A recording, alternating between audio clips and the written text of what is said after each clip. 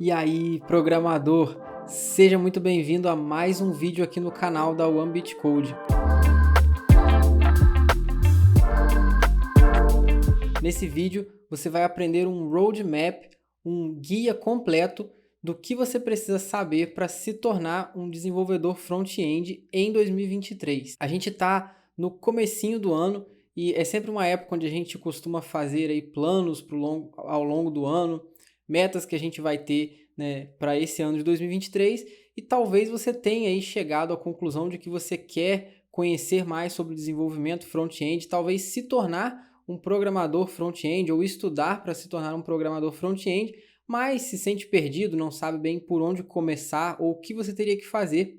E nesse vídeo, então, a gente vai trazer para você a resposta para essa pergunta, né, para essa dúvida.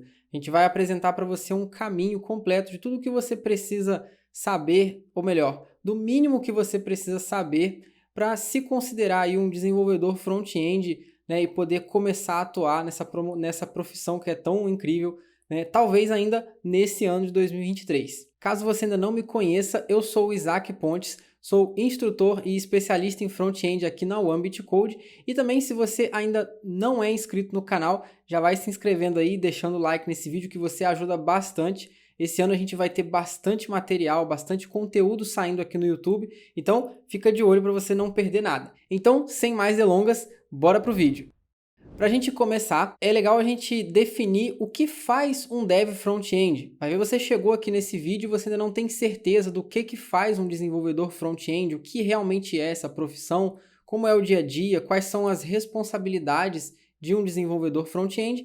E aí, para te dar uma contextualizada geral, eu trouxe aqui alguns tópicos que são importantes da gente mencionar, certo? Para você estar aí na mesma página que eu quando a gente for falar sobre as habilidades técnicas que você precisa ter. Então vamos lá, o desenvolvedor front-end, eu trouxe aqui algumas das atribuições que geralmente você encontra por aí em vagas, mas no geral ele vai criar sites, landing pages e interfaces de aplicações web, certo? O front-end é a área que cria a parte das aplicações que os usuários interagem mais, ou seja, as telas, né, as páginas web. Então, na maior parte do tempo, você vai estar fazendo alguma dessas coisas aqui, criando sites e landing pages, criando interfaces para aplicações web, aplicações mais complexas, como essa de mapa mental que eu estou utilizando aqui, é o MindMeister, ele é um site, certo? Ele é na internet, e ele precisou de um desenvolvedor front-end para fazer essa interface que você está vendo agora, que eu estou utilizando. Então, o front-end ele cuida dessa parte mais visual,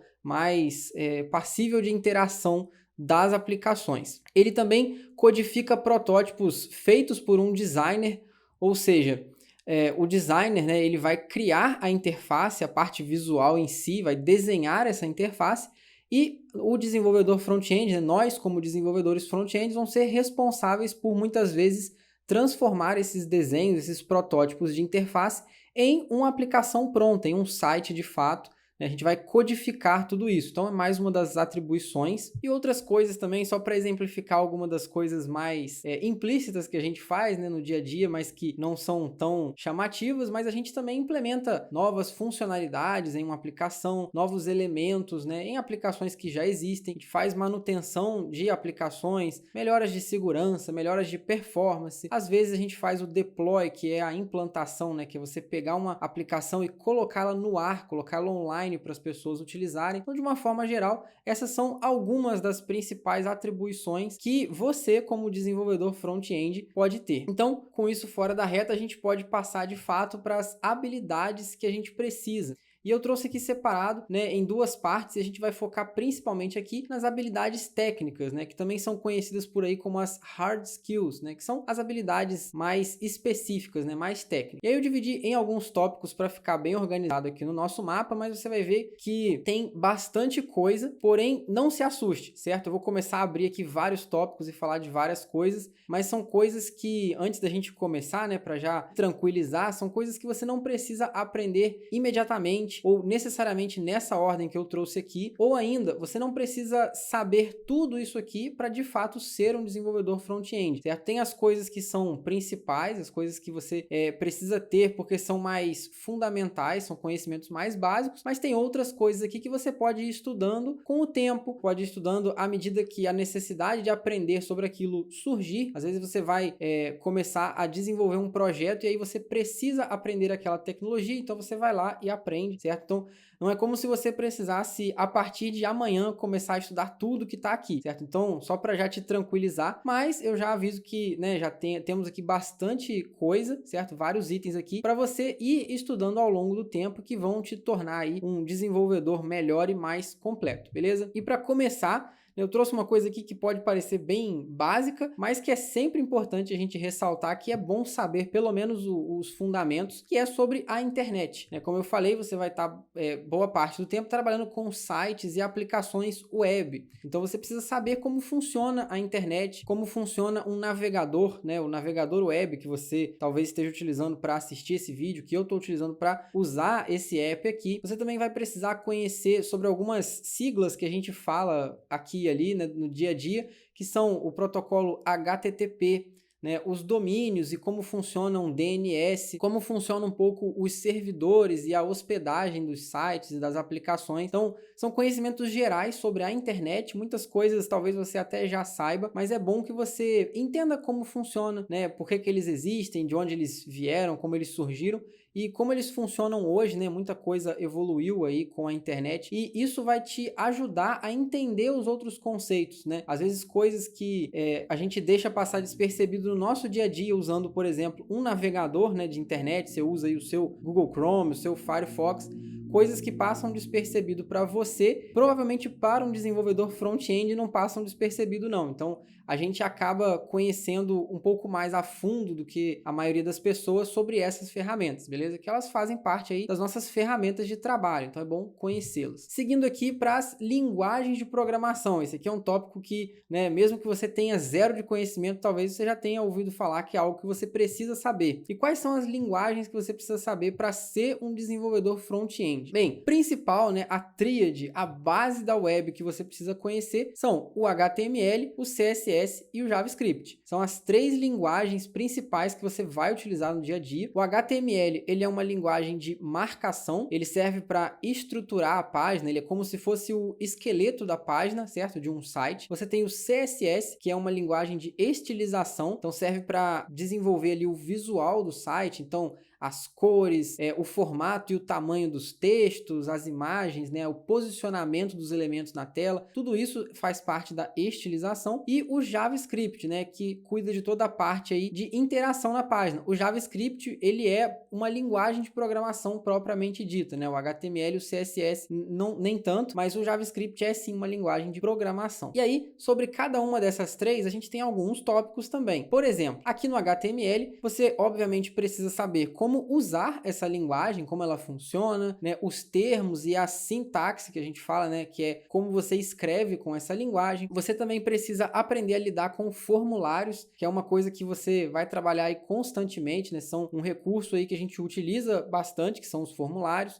Também é legal você se informar sobre as boas práticas e a semântica, né, como escrever um HTML semântico, que é um conceito um pouco mais avançado, talvez, assim, se você é muito iniciante, talvez você não saiba do que eu estou falando, mas se você talvez até já tenha algum conhecimento, você já tenha ouvido falar nisso, que é como que a gente escreve um HTML que ele tem significado, né? A gente cria elementos na nossa página utilizando termos específicos, termos mais apropriados. Então, como eu falei, entra um pouco nessa questão também de boas práticas, né? Então, seria a forma mais correta de você escrever o seu HTML. Então, é um item que é importante também. E como um extra, eu deixo aqui também a acessibilidade e o SEO, que são, como um extra, eu deixo aqui também a acessibilidade e o SEO, que são conceitos que você vai lidar mais ou menos dependendo do que da sua área específica de atuação, certo? Então você pode lidar mais ou menos com eles, mas no geral, especialmente a acessibilidade é algo que você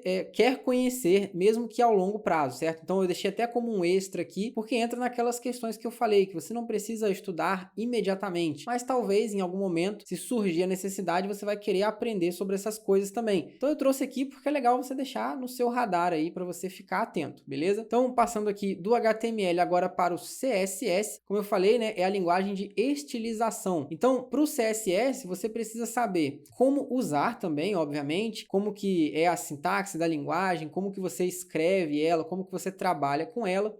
E aí alguns conceitos importantes dentro dessa área aí de estilização que você precisa dominar são o posicionamento e os modelos de layout, certo? No CSS, caso você nunca tenha ouvido falar, a gente tem diferentes formas de construir uma interface, um layout e posicionar os elementos. Eu trouxe aqui alguns nomes, mais uma vez, para você deixar aí no seu radar, como Box Model, Flexbox e Grid, que são coisas que você vai querer conhecer, você vai precisar conhecer para o seu dia a dia aí, são recursos do CSS que são bem importantes, então é uma coisa para você estudar também. E outro ponto bem importante é a responsividade e as media queries, né, as media queries. A responsividade é o ato da sua aplicação, do seu site, da sua interface, ela ser responsiva, ela responder às mudanças no layout. O que significa isso, Isaac? Bem, é quando você tem um tamanho de tela diferente, por exemplo, a disposição dos elementos na tela, ela muda. Porque, por exemplo, numa tela de celular, você precisa utilizar o touch para clicar nas coisas. Então, geralmente você quer que as áreas clicáveis elas sejam maiores, que os elementos eles estejam mais empilhados um em cima do outro, como em uma coluna,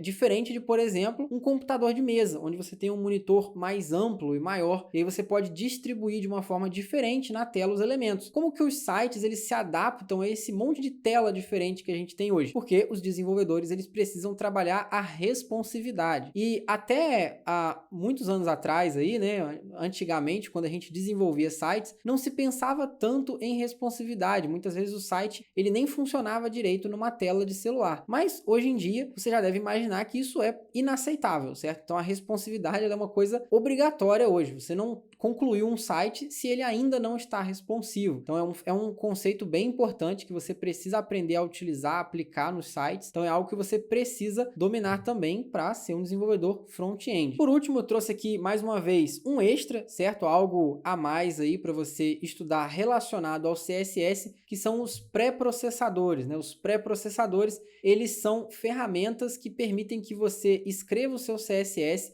e eles trabalham em cima desse CSS antes dele ir para a versão final do site. Falando em termos bem simplificados aqui, certo? Eles pré-processam o seu CSS, ou seja, ele trabalha ali em cima do código que você escreveu antes dele realmente ficar online, né? Ir para a versão final. E aí, alguns exemplos de ferramentas que a gente tem nessa área são o Sass, o PostCSS e temos outras também. Essas duas aí são duas que são bem conhecidas hoje em dia, são bem utilizadas. Como eu falei, são ferramentas extras aí para você escrever o CSS, né? Você trabalhar com o CSS de uma forma mais agradável às vezes, né? Uma forma melhor. Você tem mais recursos, então é uma outra ferramenta que é importante a gente conhecer também e que com o tempo você vai acabar lidando em algum momento, beleza? E agora, indo para o JavaScript, né, que é talvez aí a parte mais falada do desenvolvimento front-end hoje. Talvez você até já tenha começado a estudar programação, já tenha começado no desenvolvimento front-end e ouviu aí já várias vezes e ouve o tempo todo sobre o JavaScript, né? Esse tal de JavaScript aí que é tão famoso. E realmente ele é bem importante. Então eu tenho aqui alguns tópicos que vale a pena você colocar aí na sua lista de estudos, caso você ainda não conheça, certo? E começando aqui, obviamente, né? Você precisa saber como usar o JavaScript, né? Mais especificamente aqui, eu coloquei a lógica de programação e a sintaxe da linguagem, né? Que é você entender como que os programas eles são escritos, né? Como que a gente utiliza essa lógica de programação para desenvolver um software, né? Então a gente tem operadores lógicos, a gente tem operadores matemáticos, a gente tem as estruturas da linguagem, certo? Então todos esses recursos mais básicos, mais fundamentais da linguagem você precisa conhecer. Outra coisa muito importante também é a manipulação do DOM. O que é manipulação do DOM? O que é DOM, Isaac? DOM, né, ou Document Object Model, é a forma que a gente interage com uma página, né, uma página web, uma página HTML pelo JavaScript, certo? Falando aqui em termos bem simplificados, o DOM ele é uma interface para a gente trabalhar com a página web, então a gente consegue deixar ela dinâmica, a gente consegue manipular elementos da página, certo? De um site, a gente consegue tornar as coisas mais dinâmicas, mais fluidas e criar interações mais complexas. Então você vê, essa aplicação que eu estou utilizando aqui, ó, se eu clicar e arrastar, você vê que ela se mexe, eu consigo, ó, abrir e fechar aqui, né, os elementos na tela.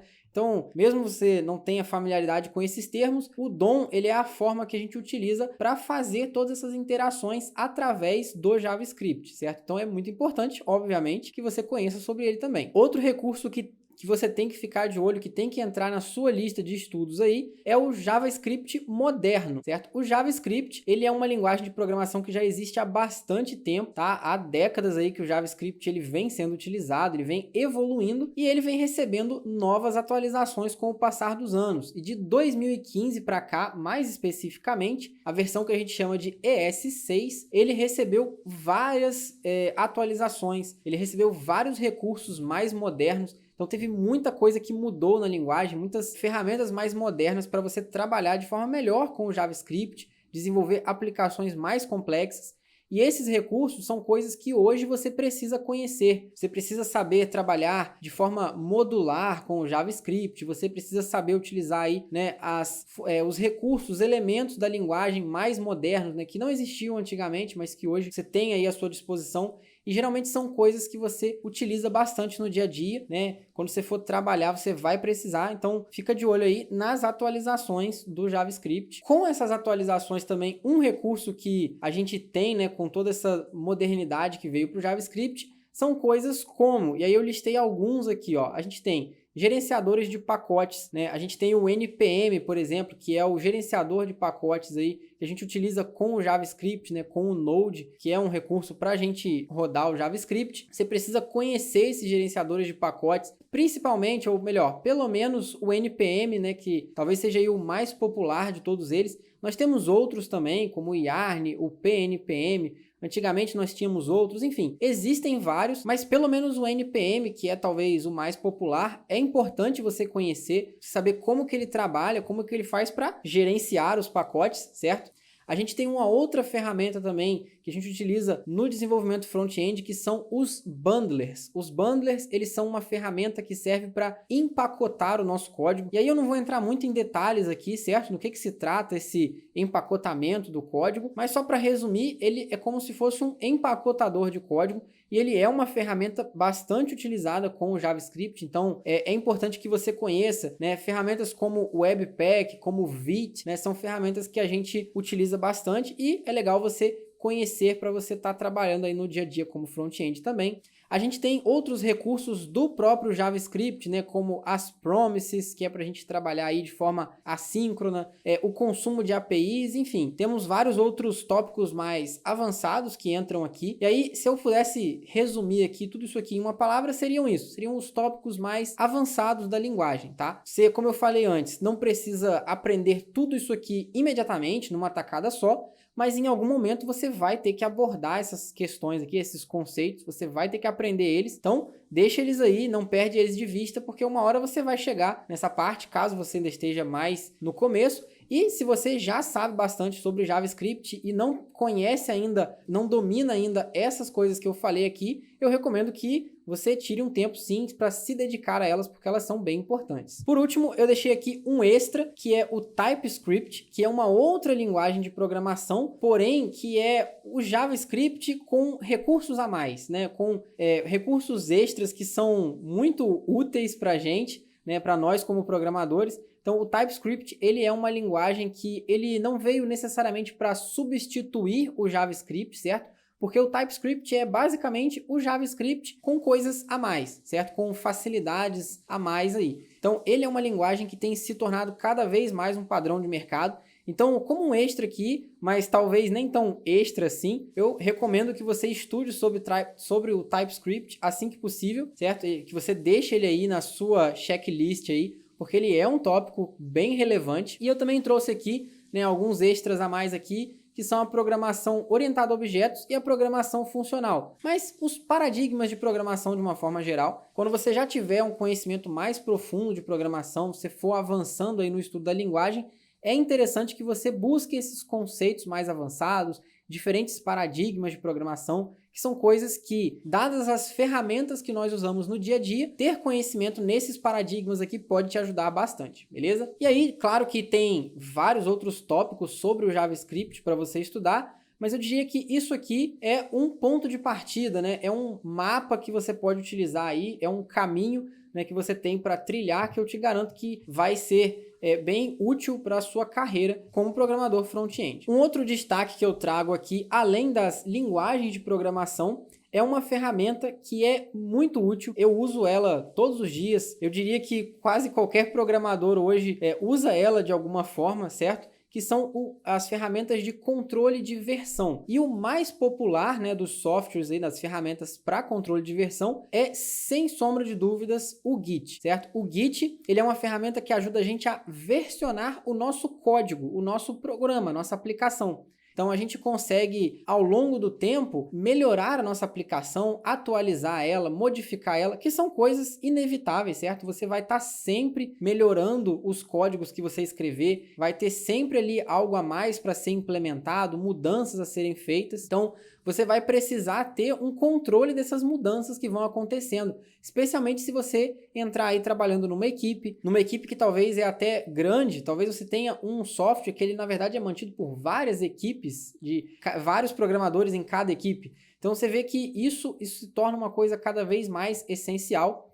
E aí o Git, ele sendo a principal ferramenta de controle de versão que a gente tem hoje, eu não preciso nem dizer que é muito importante que você saiba trabalhar com ele. E aí eu trouxe uma coisa a mais aqui também, que são as hospedagens de repositório, né? São os repositórios remotos aí, que são basicamente aplicações web que existem para te ajudar a gerenciar de forma remota, ou seja, na internet, os seus repositórios, né? Os seus projetos feitos com o Git. E aí a gente tem alguns bem conhecidos como o GitHub, o Bitbucket, o GitLab, que são ferramentas aí que você vai usar em conjunto com o Git, certo? Eles não são a mesma coisa, né? Git e GitHub, para quem às vezes está no começo pode parecer tudo a mesma coisa, mas não é, certo? Então você estudar aí sobre as diferenças entre esses conceitos, essas ferramentas e como você utiliza aí ambas. E avançando agora, a gente tem também os frameworks, né? Um framework, ele nada mais é do que uma caixa de ferramentas, certo? Ele é um molde padrão para você começar a trabalhar, certo? Para te ajudar a trabalhar, e ele já vai te dar ali alguns recursos prontos, né? Vários recursos organizados de uma forma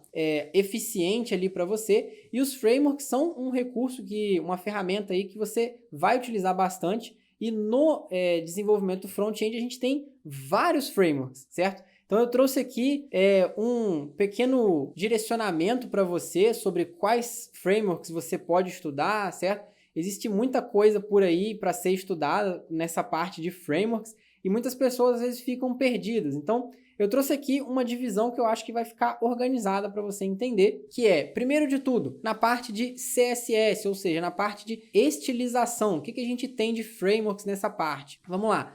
A gente tem os frameworks focados em CSS e a gente tem os frameworks que a gente chama de o CSS com o JS, né? O CSS in JS. Primeiro, os frameworks focados em CSS. Por que eu dei esse nome aqui?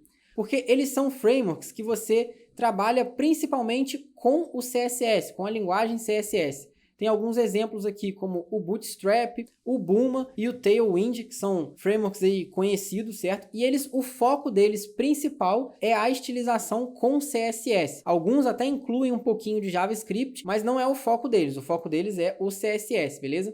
E eles são os frameworks que a gente tem aí há mais tempo no mercado, certo? O Bootstrap, por exemplo, ele já existe há vários anos, ele é bastante utilizado, tá? Então, são ferramentas que já estão mais consolidadas, já são ferramentas mais tradicionais e elas têm o seu espaço ainda no mercado hoje, elas ainda têm a sua relevância, mas um movimento muito forte que a gente tem hoje são dos frameworks CSS com o foco no JavaScript, que são esses outros que eu trouxe aqui. E aí, esses frameworks que eu trouxe aqui, né, essas formas de trabalhar com o CSS, né, não são bem frameworks, tá? Mas são formas de trabalhar com o CSS mais focada nos frameworks de JavaScript. Eu ainda não falei dos frameworks de JavaScript, mas você já pode, talvez, anotar aí que esses tópicos aqui, eles já estão mais relacionados aos frameworks de JavaScript. Por isso que eu falei que eles são focados no JS e não necessariamente no CSS. Óbvio que eles ainda precisam de CSS para funcionar, é a forma como a estilização funciona na web, tá? Mas eles têm esse foco maior no JavaScript. Então, a gente tem aqui os CSS Modules, que são uma forma aí da gente escrever o CSS através do JavaScript. A gente tem os Styled Components também, que é uma biblioteca aí, que tem outras também similares a ela, que é uma forma da gente escrever o CSS através do JavaScript.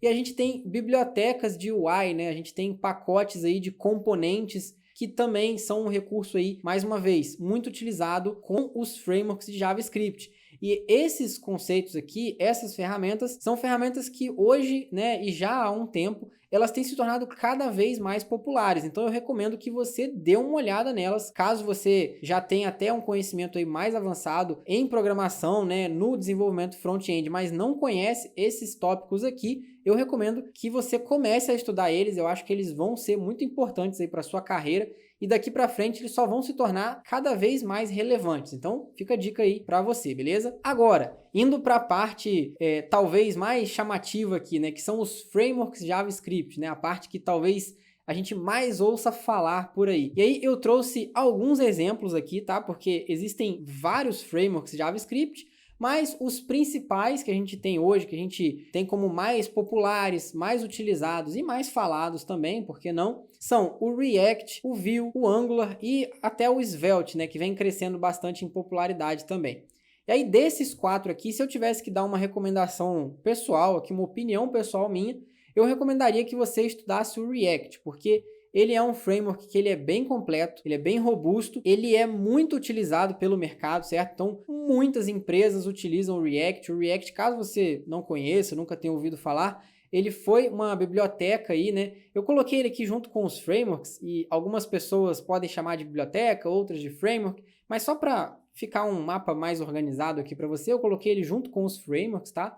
Mas ele foi uma biblioteca que foi desenvolvida lá pelo Facebook para atender as demandas do Facebook, né, que já, você pode ver, é uma aplicação aí bem complexa, e com o tempo ele se tornou de código aberto, então ele passou a ter a sua comunidade de código aberto, e de lá para cá ele foi se tornando cada vez mais popular e mais utilizado, e hoje ele é o framework que posso dizer que domina o mercado, certo? A gente tem bastante espaço aí para os outros frameworks também, mas é inegável que hoje o React ele é o mais popular, ele é o mais utilizado, e aí como a minha recomendação pessoal, eu ainda aproveitei e te trouxe uns tópicos extras aqui sobre o React, que é importante você conhecer, você ficar de olho, que são os componentes, né? Como eu falei antes, né, das bibliotecas lá de componentes, certo? Então os componentes, eles são um conceito muito importante no React, então se você está planejando estudar React, segue essa lista aqui que eu acho que ela é um excelente ponto de partida para você. O ciclo de vida, né, da aplicação e dos componentes é uma coisa que é legal a gente conhecer. Os hooks, né, que são ferramentas muito usadas aí do React, bem populares também, então é legal você conhecer pelo menos os hooks principais. A gente tem vários hooks, tá? Mas pelo menos os principais é importante que você domine. A gente tem também coisas como estado e contexto, né, que são um conceito, mas também tem ferramentas dentro do React para trabalhar com esses conceitos, então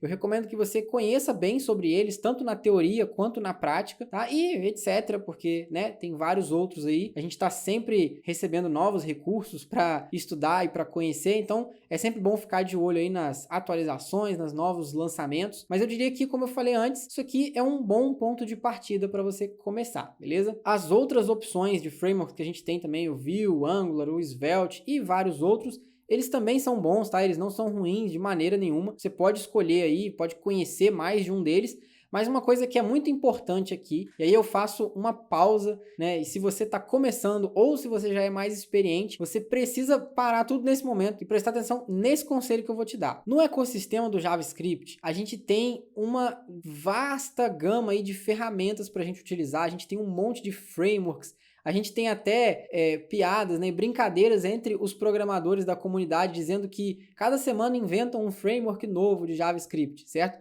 E isso é meio verdade, meio exagero, mas assim, a gente tem um leque muito grande de opções. É muito natural, às vezes, né, que a gente fique ansioso querendo estudar a ferramenta mais nova, que a gente veja um novo lançamento, ou a gente veja os nossos colegas estudando algo e a gente se empolga, a gente fica empolgado. É natural que a gente fique empolgado, eu fico empolgado com tecnologia também. Mas é preciso que aqui a gente tenha equilíbrio, a gente saiba aí ter foco para os nossos estudos, porque uma coisa muito ruim que pode acontecer, né, diante desse monte de opções que a gente tem, é você começar em uma opção, você começar a estudar um pouquinho de React, aí você ouve alguém falando que o Vue é mais interessante, e aí você vai estudar o Vue, aí você fica um tempo estudando o Vue, e aí outra pessoa te diz que o Svelte, ele é a novidade do momento, ele é incrível, e aí você pula para o Svelte. E aí você fica assim, pulando de galho em galho, você começa uma tecnologia hoje, semana que vem você começa a estudar outra completamente diferente, e isso não vai te levar a lugar nenhum. Eu já vi vários alunos, na nossa comunidade lá a gente tem mais de 15 mil alunos hoje, e assim, eu falo muito com os alunos no dia a dia, a gente vê que o pessoal se empolga, o pessoal quer aprender as novas tecnologias, eu também faço parte, né, desse grupo aí, mas a gente precisa saber ter foco, a gente precisa saber escolher uma tecnologia, escolher algo sólido para a gente estudar. Por isso eu dei aqui a minha opinião pessoal do React, certo? Ele não é a única opção sólida. Esses 4 que eu trouxe aqui são opções sólidas, mas assim, você fazer uma escolha e você ficar firme na sua escolha, não ficar trocando, não começa uma coisa hoje, aí amanhã você já começa outra, né? Porque isso não vai te levar a lugar nenhum, isso só vai te atrasar, só vai fazer você perder tempo e no fim das contas você não vai ter aprendido nada de verdade. Então é muito importante que de tudo que eu tô falando aqui, você saiba ter maturidade para escolher o que você vai estudar e ter foco. Tecnologias novas vão continuar surgindo, a gente tá no comecinho de 2023, né? Certamente esse ano vai acontecer muita novidade, vai surgir muita coisa nova, mas você precisa ter foco se você quiser ser bem sucedido aí na sua empreitada, né, nos seus estudos e na sua carreira, beleza? Então fica aí a dica para você, para os seus estudos e para sua carreira de uma forma geral. Seguindo aqui, depois do JavaScript e desses frameworks que eu trouxe aqui, a gente tem também as estratégias de renderização e os meta frameworks, né? Então, Isaac, que negócio complicado é esse? Vamos lá. Dentro de todos esses frameworks que eu trouxe aqui, né, com o tempo eles foram se modernizando e evoluindo. E hoje a gente tem novas formas de trabalhar com esses frameworks, a gente tem arquiteturas e aplicações mais complexas, para tentar resumir de uma forma aí que você consiga entender, caso você ainda esteja dando os seus primeiros passos, mas a gente tem frameworks mais avançados, certo? E eu coloquei aqui, né, Meta Framework, que é um termo que às vezes é utilizado porque eles são frameworks dos frameworks. Tá? Isso pode parecer até engraçado falando assim, mas é verdade, é o que eles são. Então a gente tem frameworks, ou seja, a gente tem ali aquela caixa de ferramentas, aquela estrutura, né, pré-construída ali para te ajudar a trabalhar, que são desenvolvidas baseadas em outros frameworks. Por isso, Meta Frameworks, né? Ele é o framework do framework. E essas ferramentas, elas também são bastante utilizadas hoje. Como eu falei, essa questão das estratégias de renderização aqui são algo que você vai topar uma hora ou outra nos seus estudos de front-end, certo? É uma coisa que é muito relevante hoje e a gente tem aí esses frameworks aqui, eu trouxe alguns exemplos, tá? Que são o Next.js, que é um framework do React, tem também o Nuxt, que é semelhante aí, porém é um framework do Vue. Então você pode ver que eles são a, digamos, evolução desses frameworks anteriores. Tem o Svelte Kit, que é do Svelte, e a gente tem vários outros, né? O Angular também tem o Universal, eu acho que é o nome.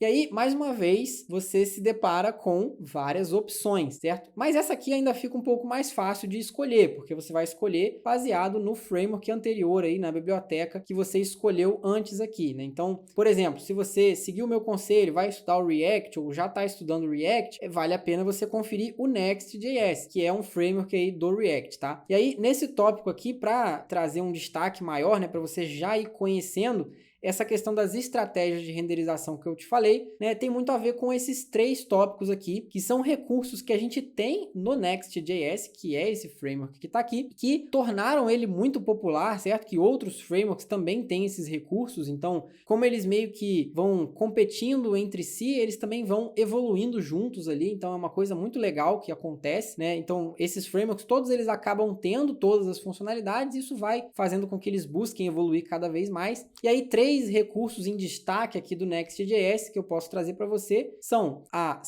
o Server-Side Rendering, né, que seria a renderização no servidor, né, uma dessas estratégias de renderização. Temos também o Static Site Generation, né, a geração de sites estáticos, e o Incremental Static Regeneration, né, que é uma forma da gente reconstruir aí a versão estática dos nossos sites sem precisar fazer todo o processo de build de novo. Isaac, não entendi nada do que você falou agora, eu tô começando. Calma, não se preocupe. Lembra do que eu falei no começo. Você vai chegar nisso aqui em algum momento, não precisa ter pressa. Vai estudando com calma. Mas caso você já tenha aí um bom conhecimento na área, esses são tópicos que você pode avançar, né, nos seus estudos, você pode seguir por eles, que são coisas aí que vão ser, mais uma vez, muito relevantes para a sua carreira. Então a gente tem aqui os Meta Frameworks, né, e essas estratégias de renderização. E um tópico bônus que eu trouxe aqui, que eu diria que não é nem tão bônus assim, mas que é uma coisa que é legal, mais uma vez, você colocar no seu radar aí, você ficar de olho, que são os testes automatizados. Eu recomendo que assim que possível, você dedique um tempo para estudar sobre testes automatizados, um aprendizado, né, um conhecimento que vai ser muito útil para você, vai te valorizar, né, vai ser um diferencial para você em muitos contextos. Então é algo que você pode colocar na sua lista aí para você estudar também.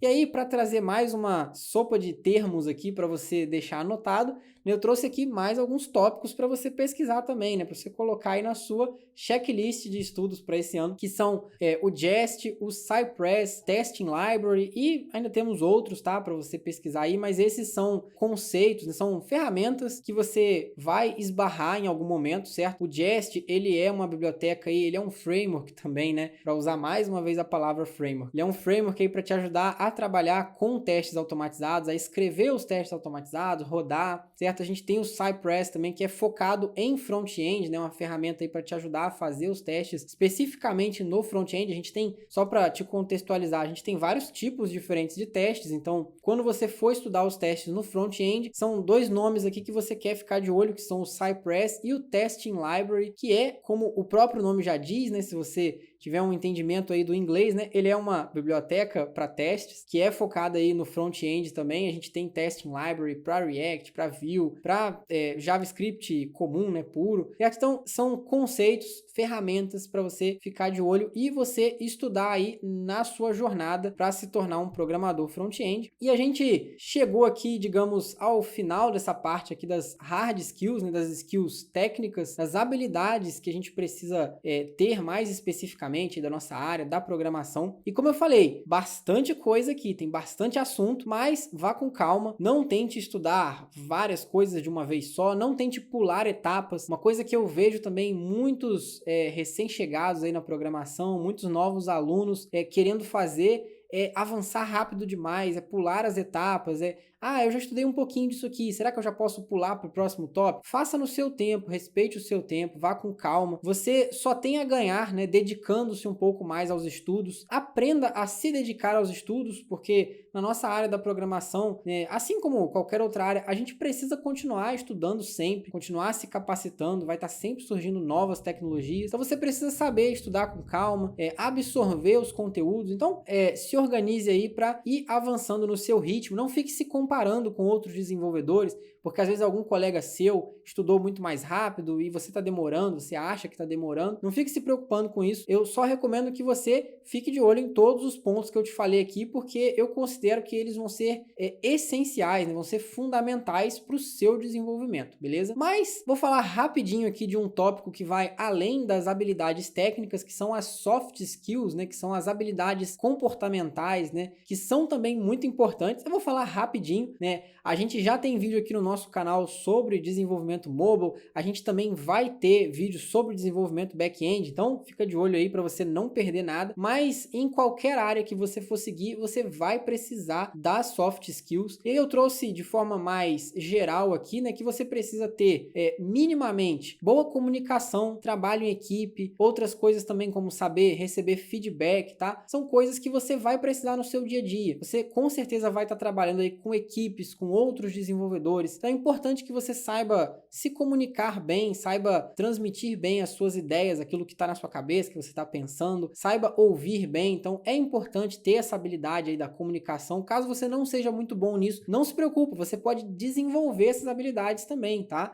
Ninguém nasce sendo um bom comunicador, né? Tendo essas soft skills, às vezes você precisa treinar, certo? Então caso você se sinta pouco preparado nessa área, eu recomendo que você tire um tempo para se dedicar, a se aperfeiçoar nela também. O trabalho de equipe, ele também é bem importante. E a parte aí que geralmente atrai muita gente, né, que é como conseguir a sua primeira oportunidade, né? Muitas pessoas ficam em dúvida, como saber se eu tô pronto, o que eu tenho que fazer, quando começar a tentar me candidatar para uma vaga, tá? Então eu trouxe alguns tópicos aqui que não são decisivos, tá? Isso aqui não tá escrito em pedra, são só dicas que você pode ou não seguir, mas que eu acho que vão te ajudar sim, que é desenvolver projetos por conta própria, desenvolva seus próprios projetos, desenvolva projetos pessoais, né? Tem aí os seus próprios aplicativos que você usa para treinar. Não se preocupe se você não vai utilizar eles para nada real, se você não vai, sei lá, ganhar dinheiro com eles. Não, faça para você treinar, para você estudar, isso vai te ajudar. É importante que você desenvolva esses projetos, que você exercite as suas habilidades. Isso eu acho que é um ponto chave aí para você melhorar como desenvolvedor. Mais uma vez, em qualquer área, tá? Isso aqui eu tô falando, não é nem só pro front-end, qualquer área que você for seguir, isso aqui vai ser bem importante. Outra coisa nessa área aí que também é bem legal é você usar o LinkedIn e o GitHub, que eu já mencionei antes, ao seu favor, pesquisar sobre essas ferramentas, esses sites, né? Você aprender a utilizar eles, eles vão te ajudar sim na sua carreira. E não tenha medo de se candidatar nos processos seletivos. Eu vejo muita gente relutante, com dúvida, com medo. Ah, Isaac, quando que eu sei que eu tô pronto? Quando que eu posso começar a me candidatar? Olha, se você já tá treinando, se você já tá se exercitando, você já consegue desenvolver os seus próprios projetos, você já tá sabendo usar aí o LinkedIn, o GitHub, já tá sabendo fazer aí o seu personal branding, né? Você se promover lá, vai fundo, se candidate nas vagas, tente. Se você não conseguir, não se preocupe, é um aprendizado que você teve ali, certo? É uma experiência que vai ser relevante para você também. Então, não tenha medo, se candidate mesmo e continue sempre melhorando, certo? É até clichê eu terminar com isso, mas é inegável que na nossa área a gente precisa estar sempre se aprimorando, sempre melhorando, sem ansiedade, certo? Sem ficar muito nervoso com a quantidade de coisas que eu preciso estudar. Ai, meu Deus, será que eu vou dar conta? Não, vá com calma, mas vá continuamente, certo? Seja constante, né? Continue melhorando sempre, estudando e aumentando aí os seus conhecimentos, que eu tenho certeza que com esforço e dedicação você vai conseguir se tornar um desenvolvedor front-end, quem sabe ainda esse ano, beleza? E esse foi o nosso roadmap, o guia completo de como você se tornar um desenvolvedor front-end em 2023. Antes de terminar o vídeo, eu não posso deixar de te pedir mais uma vez para você deixar aí o seu gostei nesse vídeo, caso tenha te ajudado. Se inscreve aí no canal, que a gente tem bastante novidade planejada aqui para o YouTube para esse ano de 2023. A gente tem bastante conteúdo legal, a gente vai ter muito vídeo interessante saindo, muitas novas tecnologias para a gente aprender juntos. Então, se inscreve aí para você não perder nenhuma dessas atualizações. E diante disso tudo que eu trouxe aqui, né, eu falei, são muitas tecnologias mesmo. Eu sei que pode parecer um pouco assustador, né, um pouco intimidador ter tanta coisa para estudar e pode parecer até um pouco difícil, né? Mesmo diante desse mapa que eu trouxe aqui, ainda parece um pouco difícil saber o que estudar.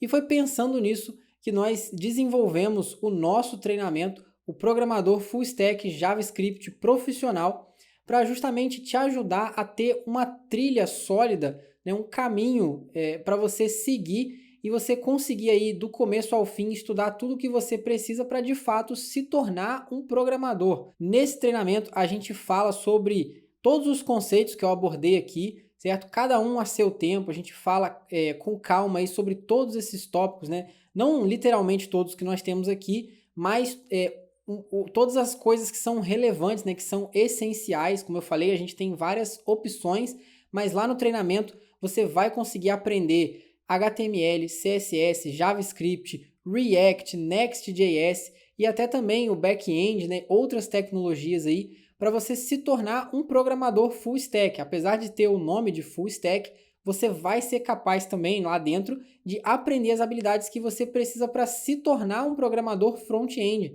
Então, se você está se sentindo perdido, né? Se você talvez até já tenha começado a estudar, já viu vídeo no YouTube, né? Eu sei que a gente tem bastante coisa legal aqui no YouTube, é uma fonte de conhecimento incrível, mas às vezes a gente fica um pouco perdido, né? Porque a gente tem uma grande variedade também de conteúdos, né? Então, eu tenho certeza que ter essa curadoria aí de conteúdo com uma trilha segura do que estudar de forma objetiva para se tornar um programador, eu recomendo que você dê uma olhada nos links que vão estar na descrição. Lá a gente vai ter a página onde você vai conseguir ver várias informações, né? O nosso curso ele vem sendo aperfeiçoado, vem recebendo atualizações.